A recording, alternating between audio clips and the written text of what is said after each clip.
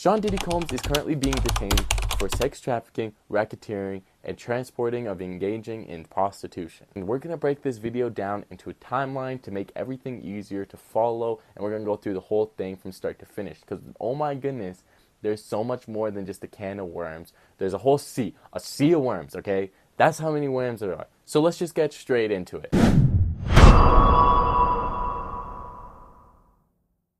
P-Diddy was once a great artist that helped revolutionize and commercialize rap. For many years, P-Diddy was also seen as an icon, turning and creating Bad Boys Entertainment record and making some of the greatest hits to ever come out of the industry. At one time, he was even considered the biggest record label in the world when it came to rap. And so he expanded to so much more than just music. He expanded to fashion, liquor, and so much more.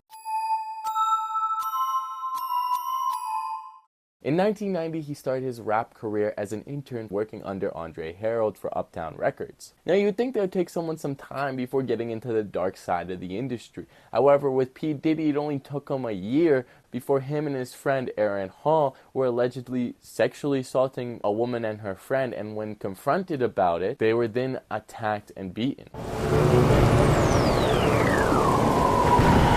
In 1993, Diddy was fired from Uptown Records, thankfully. However, it didn't start him to start his own record, Bad Boys Entertainment, and that's when everything started to get so much worse. With this label, we got some amazing artists like Craig Mack, Mace, The Fox, Faith Evans, and of course the notorious B.I.G., who was at the time one of the biggest rappers in the world.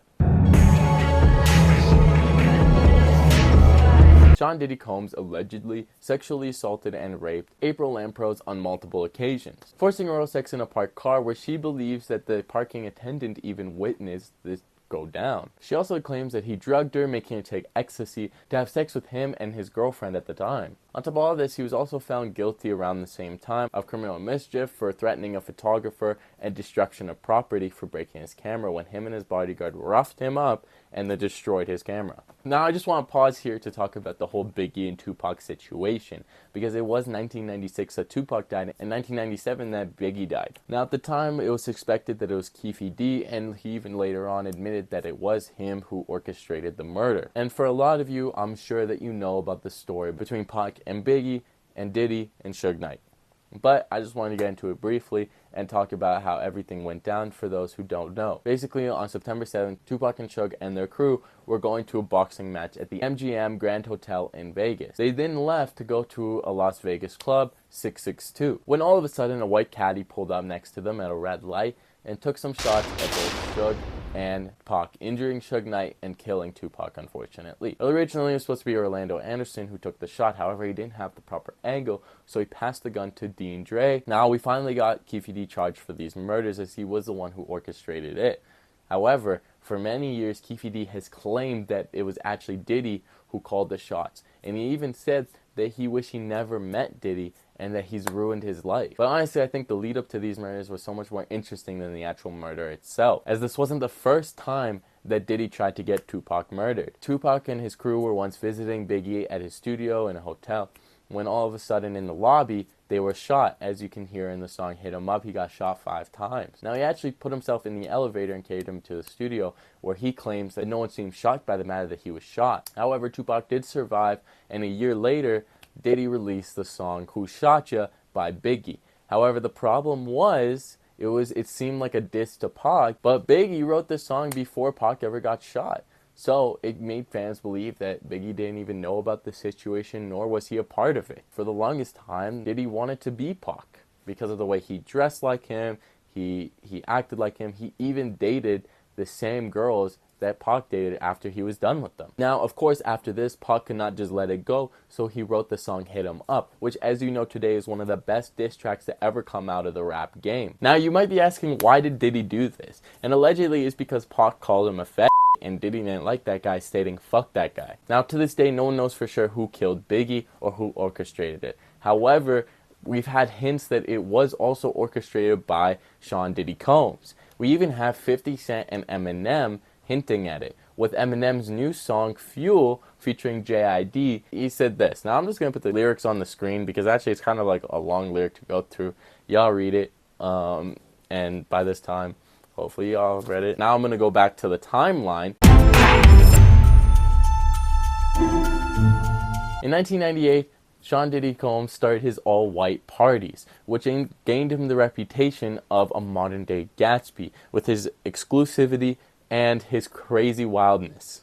And that's putting it lightly, because there were freak-offs at these things, there was a bunch of celebrities, and honestly it was under the rug for a very long time, and only in recent years have we started to uncover this can of worms, or this sea of worms once again. Now in 1999, Combs was arrested under 2 felonies, second-degree assault and criminal mischief, because he beat up Steve Stout, a record executive, with his 2 bodyguards. He then publicly apologized and gave the man $500,000, and the lawsuit was dropped. Later the same freaking year, him, rapper Shine, and Jennifer freaking Lopez were arrested with crimes regarding a shooting at Club New York. Yet he was still acquitted for weapon violation.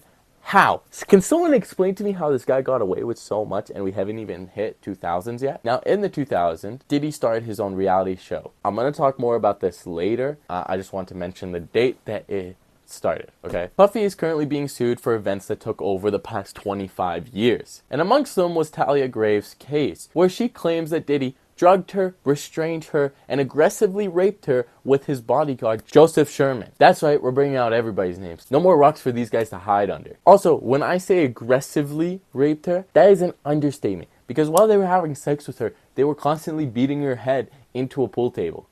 Do you know how tough a pool table is?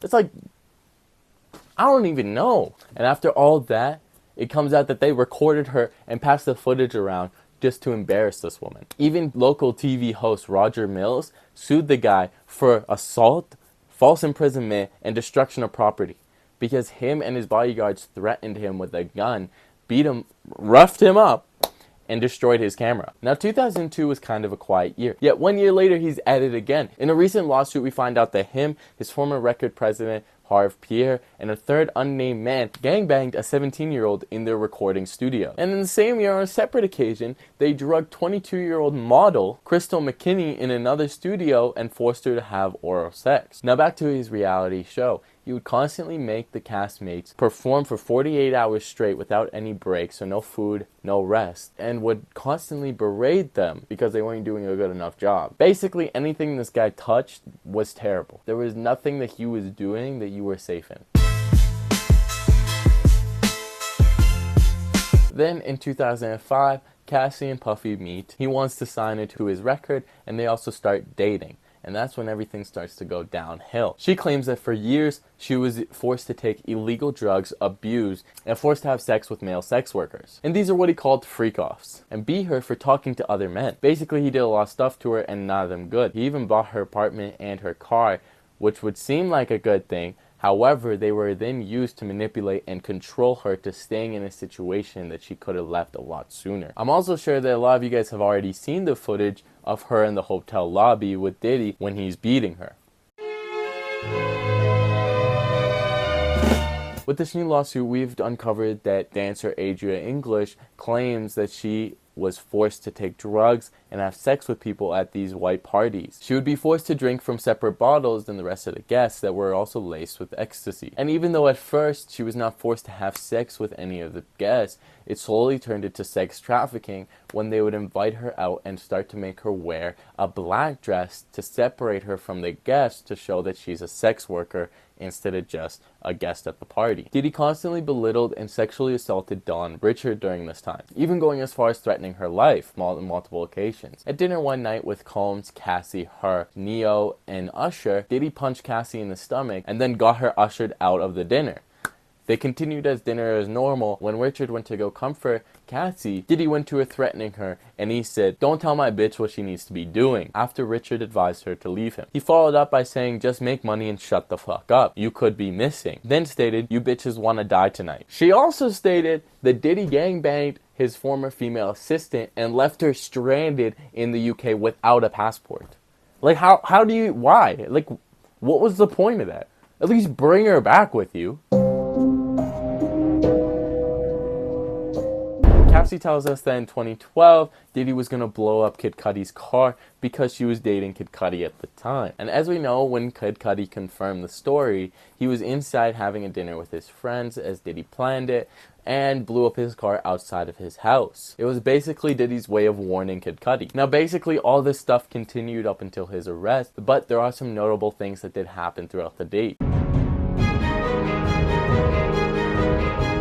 Like from 2022, he was also assaulting a woman, impregnating her, and later trying to force her to get an abortion. He would also fly her from states to states, even having his chief of staff, Christina Coram, paying for some of these trips. He forced her to take drugs until she passed out. She even woke up one time in restraints with her feet being purple and bite marks on her ankle. He put her under so much stress that she actually ended up miscarrying her child. And another thing, up until his lawsuits, this guy was still getting awarded with things musically and just casually getting the New York key of the city for some reason in 2023. And if you thought that this guy stuck to women, he did not. He went after anybody if he liked you. He even went after producer Little Rod, who claimed that he was constantly groped, drugged, and forced to have sex with sex workers during the making of his album Off the Grid. Since the lawsuits, 18 different brands cut ties with P. Diddy. And finally, this past March, he was detained and his houses were raided where they found all sorts of things. However, it's still an active investigation. This year, up until his arrest September 16th, he had 10 different lawsuits against him, and they keep increasing. And as of today, we have attorney Tony Busby representing 120 different cases against him, accused over the past 25 years, including men, women, and minors as young as 9 years old. Like, come on, bruh. 9 years old? 9 years old. You have children. 9 years old? Bruh. Like, honestly, this video kind of gets hard to make knowing everything that this guy has done.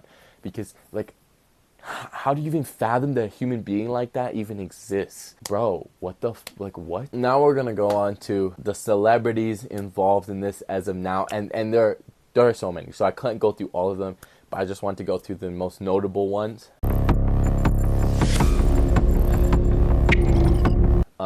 We're going to start off with Usher, obviously. Now, Usher was sent to live with Diddy by the producer that signed him when he was only 15 years old. The producer was L.A. Reid, and Usher hasn't really commented on much about the situation. However, he did say that he was introduced to a lot of things when he was with Diddy, specifically sex-related. Basically, lots of orgies. Now, recently, Usher deleted all his old tweets, claiming that he was hacked. However, it seems more of a scapegoat whenever celebrities say that, just to get rid of some incriminating evidence. Justin Bieber was also sent to live with Diddy for 48 hours by Usher, which is ironic because Usher also said he would never send his kids to Puffy camp, yet he sends the person that he was watching over. Like, make it make sense. Keep in mind, when Justin Bieber turned 16, there is a video where Diddy mentioned that they don't hang out like they used to. Now, over the years, you see less and less of them being acquaintance to really Justin Bieber just not wanting to talk about the situation at all. We still haven't had him say anything,